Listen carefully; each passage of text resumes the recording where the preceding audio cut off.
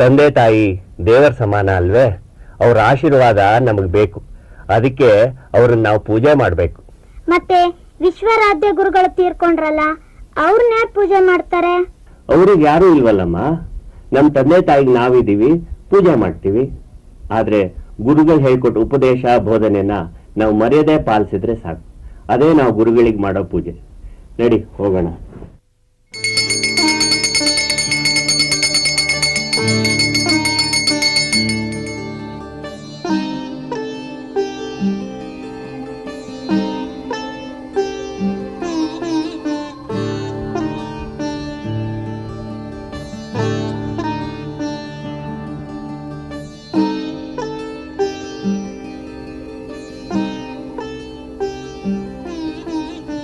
ಗೋವಿಂದು, ನಿನ್ನ ಹತ್ರ ಸ್ವಲ್ಪ ಮಾತಾಡ್ಬೇಕಿತ್ತು.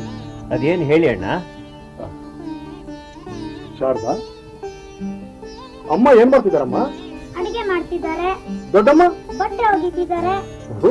ನೀನು ಹೋಗಿ ಅವ್ರಿಗೆ ಸಹಾಯ ಮಾಡು. ಸರಿ ದೊಡ್ಡಪ್ಪ. ಹೌದು.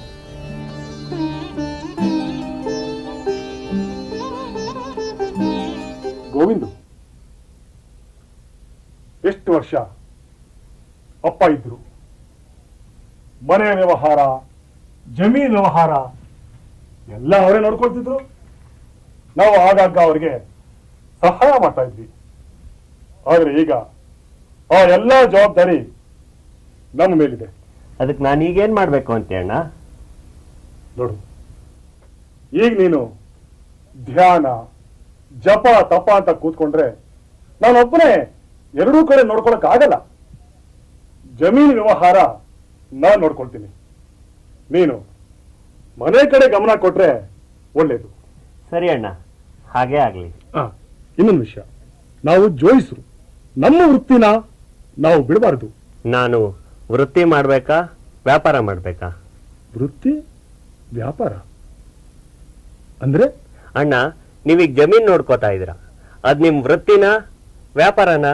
ವೃತ್ತಿ ಅಲ್ಲ, ಕಾಯಕ. ಆ ಕಾಯಕಕ್ಕೆ ನೀವೇನಾದ್ರು ಪ್ರತಿಫಲ ಕೇಳ್ತೀರಾ? ನೋಡ್ಕೋವಿಂದು, ಪ್ರತಿಫಲ ಭೂಮಿ ತಾಯಿ ಕೊಡ್ತಾಳೆ. ಬೆಳೆ ಕೈಗೆ ಬರದೆ ಹೋದ್ರೆ ಅದು ನಮ್ಮ ಹಣೆ ಬರಹ.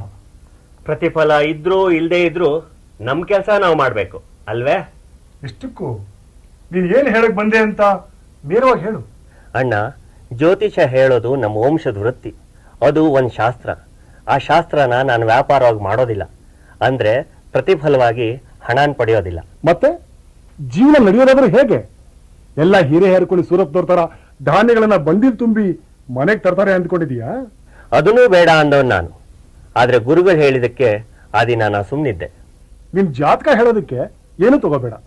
ವಿದ್ಯಾರ್ಥಿಗಳಿಗೆ ಪಾಠನಾದ್ರೂ ಹೇಳ್ಕೊಡ್ಬೋದಲ್ಲ. ವಿದ್ಯೆನೂ ಕೂಡ ನಾನು ವ್ಯಾಪಾರ ದೃಷ್ಟಿಯಲ್ಲಿ ಅಭ್ಯಾಸ ಮಾಡಿಸೋಲ್ಲ. ಹಾಗಾದ್ರೆ ಸಂಸಾರ ನಡೆಯೋದು ಹೇಗೆ? ಅಪ್ಪನೂ ಜೀವನಕ್ಕೆ ಜ್ಯೋತಿಷನೇ ನಂಬ್ಕೊಂಡಿರ್ಲಿಲ್ಲ, ಗಾವಟಿ ಶಾಲೆನೂ ನಡೆಸ್ತಿರ್ಲಿಲ್ಲ. ಬರೀ ಭೂಮಿ ತಾಯಿನೇ ನಂಬ್ಕೊಂಡು ನಮ್ಮನ್ನೆಲ್ಲ ಸಾಕಿ ಬೆಳೆಸ್ಲಿಲ್ವೇ? ಅವ್ರ ಕಾಲಕ್ಕೂ ನಮ್ಮ ಕಾಲಕ್ಕೂ ಬಹಳ ವ್ಯತ್ಯಾಸ ಇದೆ. ಈಗ ಮಳೆ ಬೆಳೆ ಎಲ್ಲ ಕಮ್ಮಿ ಆಗಿದೆ. ಅಣ್ಣ, ನಾನೂ ಬೇಕಾದ್ರೆ ಜಮೀನಲ್ಲಿ ಕೆಲಸ ಮಾಡ್ತೀನಿ. ನೀನು ಮಾಡಿದ ಕೆಲಸ ಆವತ್ತೇ ನೋಡಿದ್ವಲ್ಲಪ್ಪ. ಏನ್ ಬೇಕಾದ್ರೂ ಮಾಡು, ನಿನ್ನಿಷ್ಟ. ನೀನು ಯಾವತ್ತ ತಾನೇ ನಮ್ಮ ಮಾತು ಕೇಳಿದೀಯಾ? ಎಲ್ಲ ನಮ್ಮ ಕರ್ಮ ಕರ್ಮ. ಅಲ್ಲಾಹು ಅಕ್ಬರ್, ಅಲ್ಲಾಹು ಅಕ್ಬರ್, ಅಲ್ಲಾಹು ಅಕ್ಬರ್,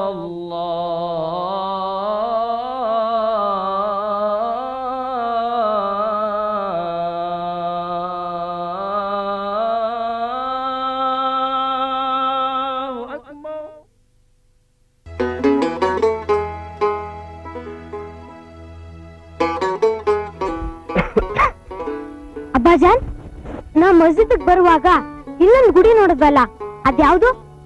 ಅದು ಬಸವೇಶ್ವರ ದೇವಾಲಯ, ಶಿಶುನಾಳದ ಮುಖ್ಯ ದೇವಸ್ಥಾನ. ಅದು ಕೂಡ ತುಂಬಾ ಚೆನ್ನಾಗಿದೆ ಅಲ್ವಾ? ಹೌದು ಶರೀಫ, ಅದು ಈ ಗ್ರಾಮ ದೇವರು. ನಾವು ಅಲ್ಲಿಗೂ ಹೋಗೋಣ ಅಬ್ಬಾಜಾನ್. ಆಯ್ತು ಆಯ್ತು, ಮೊದಲು ಮೌಲ್ವಿಗಳ ಬಳಿ ಹೋಗೋಣ, ನಿನ್ನ ವಿದ್ಯಾಭ್ಯಾಸದ ವಿಷಯ ಮಾತಾಡೋಣ. ಆ ನಂತರ ಅಲ್ಲಿಗೆ ಹೋಗೋಣ, ಆಯ್ತಾ? ಬಾ.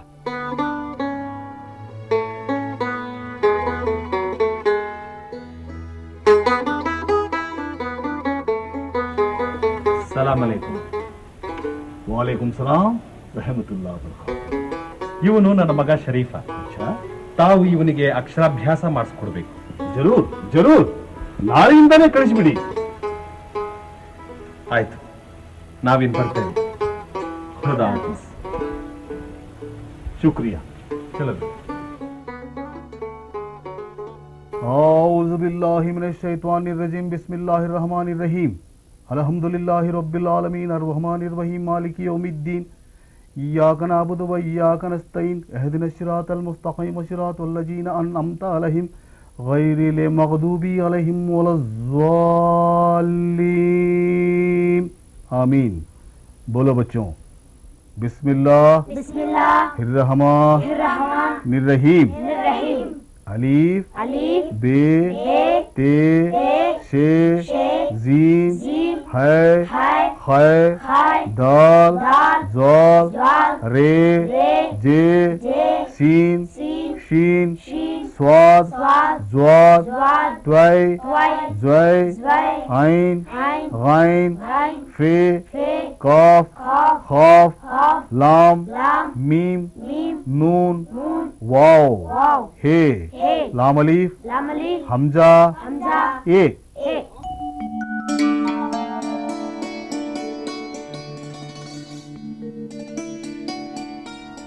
ನಮ್ಮ ದೇಶದಲ್ಲಿ ಮುಖ್ಯವಾದ ಗ್ರಂಥಗಳು 3. 1 ರಾಮಾಯಣ, 2 ಮಹಾಭಾರತ, 3ನೇದು ಭಾಗವತ. ಯಾವುದು ಹೇಳಿ?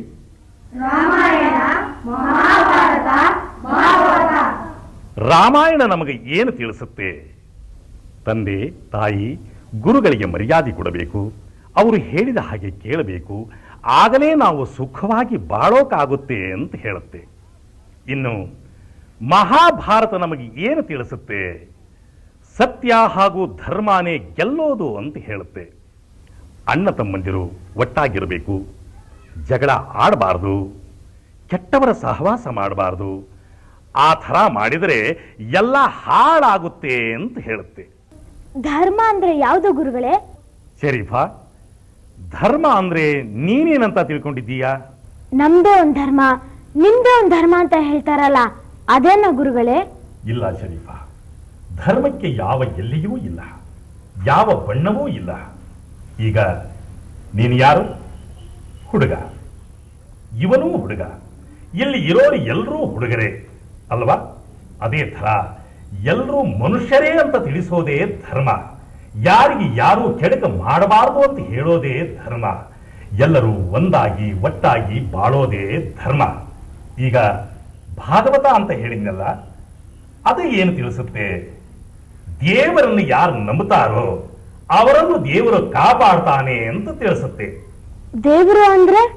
ಒಬ್ಬರು ಅಲ್ಲಾಹ್ ಅಂತಾರೆ, ಒಬ್ಬರು ಶ್ರೀಹರಿ ಅಂತಾರೆ, ಮತ್ತೊಬ್ಬರು ಶಿವ ಅಂತಾರೆ. ಯಾವುದೇ ಹೆಸರಿನಲ್ಲಿ ಕರೆದರೂ ಜಗತ್ತಿಗೆಲ್ಲ ಒಬ್ಬನೇ. ಅವನನ್ನೇ ನಾವೆಲ್ಲ ದೇವರು ಅಂತ ಹೇಳ್ತೇವೆ, ಹಾಗೆ ನಂಬುತ್ತೇವೆ.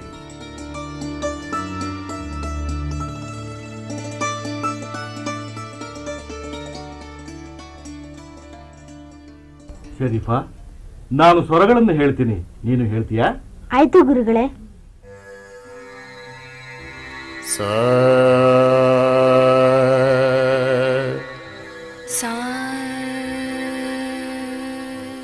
ಸರಿ ಮಗರಿ ಸರಿ ಮಗರಿ ಸರಿ ಗರಿ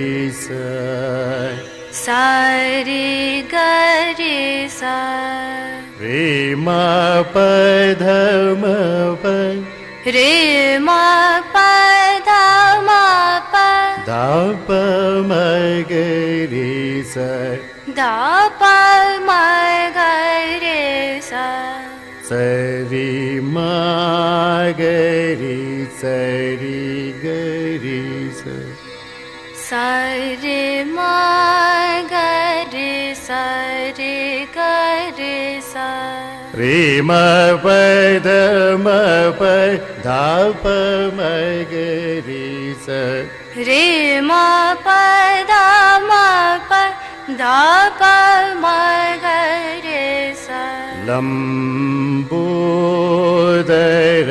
लंबोदर लघुमीकर लकुमिकर अम्बासुत अम्बासुत अमरविनुत अमरविनुत ಈಗ ಜೊತೆ ಲಾಡು ಲಂಬೋದರ ಲಕುಮಿಕರ ಅಂಬಾಸುತ ಅಮರವಿನುತ ಲಂಬೋದರ ಲಕುಮಿಕರ ವಚನದಲ್ಲಿ ನಾಮಾಮೃತ ಬೀಜ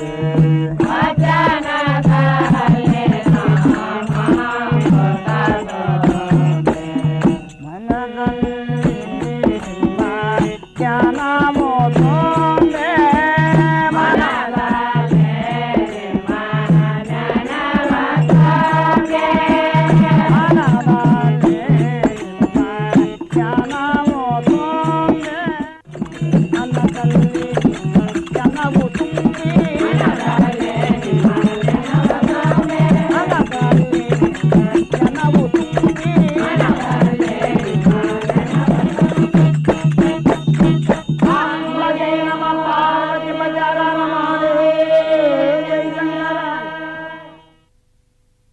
ಶುಕ್ಲಾಂಬರಧರಂ ವಿಷ್ಣುಂ ಶಶಿವರ್ಣಂ ಚತುರ್ಭುಜಂ ಪ್ರಸನ್ನವದನಂ ಧ್ಯಾಯೇತ್ ಸರ್ವವಿಘ್ನೋಪಶಾಂತಯೇ. ಎಲ್ಲ ಕೂತ್ಕೊಳ್ಳಿ. ವಿದ್ಯಾ ದದಾತಿ ವಿನಯಂ ವಿನಯಾತ್ ಪ್ರಾಪ್ನೋತಿ ಪಾತ್ರತಃ. ಅಂದ್ರೆ ವಿದ್ಯೆ ವಿನಯವನ್ನು ಕೊಡುತ್ತದೆ. ನಮ್ಮಲ್ಲಿ ವಿನಯವನ್ನು ಬೆಳೆಸುವುದೇ ನಿಜವಾದ ವಿದ್ಯೆ. ಎಷ್ಟೋ ಜನ ವಿದ್ಯಾವಂತರು ಎಲ್ಲ ನನಗೇ ಗೊತ್ತು, ನನಗೆ ಗೊತ್ತಿರೋಷ್ಟು ಬೇರೆ ಯಾರಿಗೂ ಗೊತ್ತಿಲ್ಲ ಅಂತ ಜಂಬದಿಂದ ಮಾತಾಡ್ತಾರೆ. ಆಗದು ವಿದ್ಯೆ ಅನ್ನಿಸ್ಕೊಳ್ಳಲ್ಲ, ಕೇವಲ ಅಕ್ಷರ ಜ್ಞಾನ ಅನ್ನಿಸ್ಕೊಳ್ಳುತ್ತೆ. ಮತ್ತೆ ನಮ್ ತಂದೆ ತಾನೇ ಮಹಾಪಂಡಿತ ಅಂತಾರಲ್ಲ ಗುರುಗಳೇ. ಎಲ್ಲ ಕಲಿತವರು ಈ ಪ್ರಪಂಚದಲ್ಲೇ ಇಲ್ಲ. ಹಾಗೆ ಮಾತಾಡಿದ್ರೆ ಅದು ಮಹಾ ತಪ್ಪು. ಅದಕ್ಕೆ ನಮ್ಮವರು ಯಾವ ಹುತ್ತದಲ್ಲಿ ಯಾವ ಹಾವಿರುತ್ತೋ ಅಂತ ಹೇಳಿದ್ದಾರೆ. ವಿನಯ ಅಂದ್ರೆ ಒಬ್ಬರು ಹೊಗಳಿದಾಗ ಹಿಗ್ಗಬಾರದು. ದೊಡ್ಡವ್ರ ಹತ್ರ ತಲೆ ತಗ್ಗಿಸಿ ನಡೆಯಬೇಕು. ತನಗೆ ಗೊತ್ತಿದ್ರೂ ಇನ್ನೊಬ್ರು ಹೇಳುವಾಗ ಶ್ರದ್ಧೆಯಿಂದ ಕಲಿಯಬೇಕು. ಅದೇ ವಿನಯ ಅಂದ್ರೆ. ನಮಸ್ಕಾರ ಗುರುಗಳಿಗೆ. ನಮಸ್ಕಾರ. ಏನ್ ಸಮಾಚಾರ? ತಮ್ಮ ಹತ್ರ ಸ್ವಲ್ಪ ಮಾತಾಡ್ಬೇಕಾಗಿತ್ತು. ಇದು ಮಕ್ಕಳಿಗೆ ವಿದ್ಯಾಭ್ಯಾಸ ಮಾಡಿಸೋ ಸಮಯ. ಆಮೇಲೆ ಬನ್ನಿ ಮಾತಾಡೋಣ. ಮಕ್ಕಳ ವಿದ್ಯಾಭ್ಯಾಸದ ಸಲುವಾಗಿ ನಿಮಗೆ ಕೇಳೋಣ ಅಂತ ಬಂದಿವ್ರಿ. ಏನ್ ಹೇಳಿ? ತಾವು ವಿಶ್ವಾರಾಧ್ಯರಿಗೆ ಅಚ್ಚುಮೆಚ್ಚಿನ ಶಿಷ್ಯರಾಗಿದ್ರಿ. ಅದು ನನ್ನ ಭಾಗ್ಯ. ಅದೇ ರೀತಿ ನಮ್ಮ ಮಕ್ಕಳು ತಮ್ಮ ಶಿಷ್ಯರಾಗಬೇಕು ಅಂತ ಅನ್ನೋದು ನಮ್ಮೆಲ್ಲರ ಆಶೆ ಆಗಿದೆ ಗುರುಗಳೇ. ನೋಡಿ, ಚಿನ್ನದ ಹಾರದಲ್ಲಿ ಹಲವಾರು ರತ್ನಗಳಿದ್ರೂ ಯಾವುದೋ ಒಂದು ಕಲ್ಲು ಮಾತ್ರ ಪದಕದ ಮಧ್ಯದಲ್ಲಿ ಇರುತ್ತೆ. ಆ ಪದಕದ ಕಲ್ಲು ನಮ್ಮ ಮಗನ ಯಾಕಾಗಿರಬಾರ್ದು? ಎಲ್ಲಾ ಶಿಲೆಗಳು ದೇವತಾ ಮೂರ್ತಿಗಳಾಗೋಕೆ ಸಾಧ್ಯವಿಲ್ಲ. ಗುರುಗಳೇ, ಆ ಶಿಲೆಯನ್ನು ಹುಡುಕೋದು ತಮ್ಮ ಕೈಯಲ್ಲೇ ಇದೆ. ನಾವಾರಿಸೋದು ವಿಗ್ರಹಕ್ಕೆ ಯೋಗ್ಯವಾದ ಕಲ್ಲನ್ನ. ಅದ ನಾವು ಹೇಳೋದು. ಇಷ್ಟೆಲ್ಲ ವಿದ್ಯಾರ್ಥಿಗಳಲ್ಲಿ ಅಂಥವ್ರು ಯಾರು ಇಲ್ಲೇನು? ವಿದ್ಯಾರ್ಥಿ ಬೇರೆ, ಜ್ಞಾನಾರ್ಥಿ ಬೇರೆ. ಹಣ ಸಂಪಾದನೆಗಾಗಿ ವಿದ್ಯೆ ಕಲಿಯೋರು ಇದ್ದಾರೆ. ಆದ್ರೆ ಆತ್ಮಜ್ಞಾನ ಸಂಪಾದನೆಗಾಗಿ ವಿದ್ಯೆ ಕಲಿಯೋರೇ ನನ್ನ ಶಿಷ್ಯರಾಗೋಕೆ ಸಾಧ್ಯ. ಗುರುಗಳೇ, ವಿದ್ಯೆ ಕಲಿಯೋದು ಸಂಪಾದನೆ ಮಾಡ್ಲಿಕ್ಕಲ್ಲೇನು? ಸಂಪಾದನೆ ಇಲ್ಲದೆ ಸಂಸಾರ ನಡೆಸೋದು ಹೆಂಗ? ಸಂಪಾದನೆ ಇಲ್ಲದೆ ಬದುಕೋದಾದ್ರೆ ಹ್ಯಾಂಗ್ರಿ? ಏನ ಮಾಡಿದ್ರು ಎಲ್ಲ ದುಡ್ಡಿಗಾಗಿ. ವಿದ್ಯೆಯಿಂದ ಧನವನ್ನು ಗಳಿಸಕ್ ಬರೋರು ಶಿಷ್ಯರಾಗೋಲ್ಲ. ಜ್ಞಾನ ಭಂಡಾರವನ್ನು ಗಳಿಸಕ್ ಬರೋರೇ ನಿಜವಾದ ಶಿಷ್ಯರಾಗ್ತಾರೆ. ಗುರುಗಳ ಹೆಸರನ್ನ ಉಳಿಸ್ತಾರೆ, ಬೆಳೆಸ್ತಾರೆ.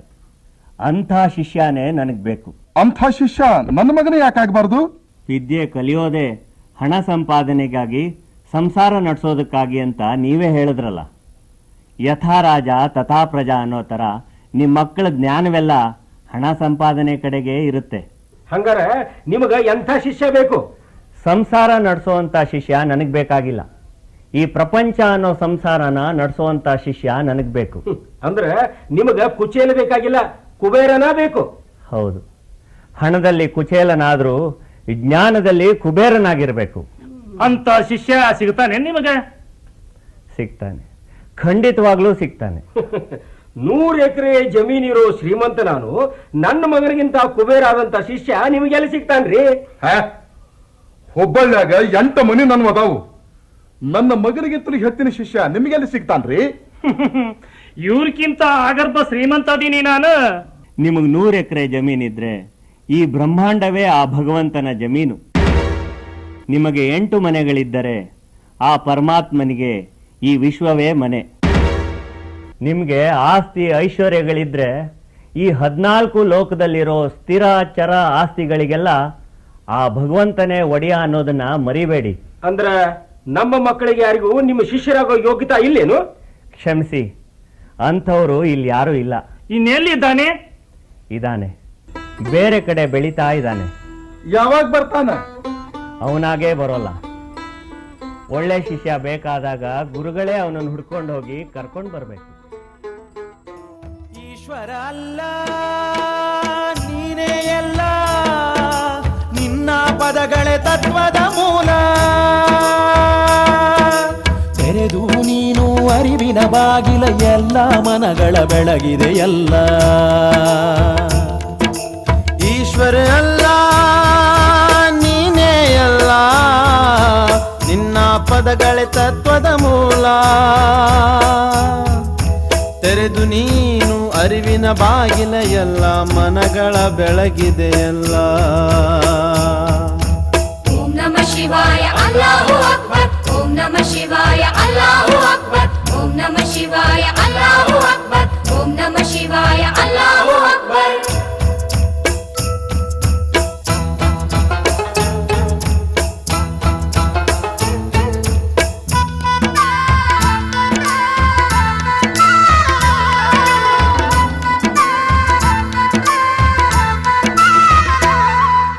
ಫಕೀರ ಜಂಗಮರೊಂದೇ ಎಂದೇ,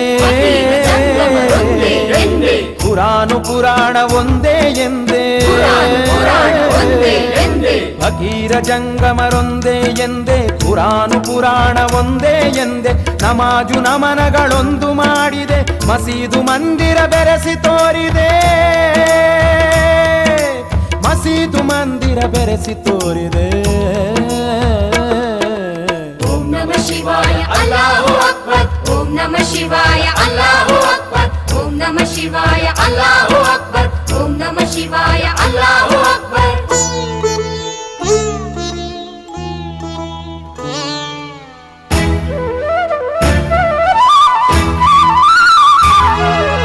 ಆದಿರಲಿಂಗನ ವರ ಸಂಜಾತ,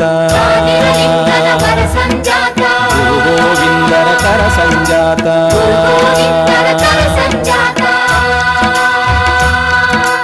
ಆದಿರಲಿಂಗನ ವರ ಸಂಜಾತ, ಗುರು ಗೋವಿಂದರ ಕರ ಸಂಜಾತ. ಶಾಪಾನುಗ್ರಹ ಶಕ್ತಿ ಸಮರ್ಥ, ಶಿಶುನಾಳಿನ ಶ್ರೀ ಶರೀಫ ಸಂತ. ಶಿಶುನಾಳಿನ ಶ್ರೀ ಶರೀಫ ಸಂತ.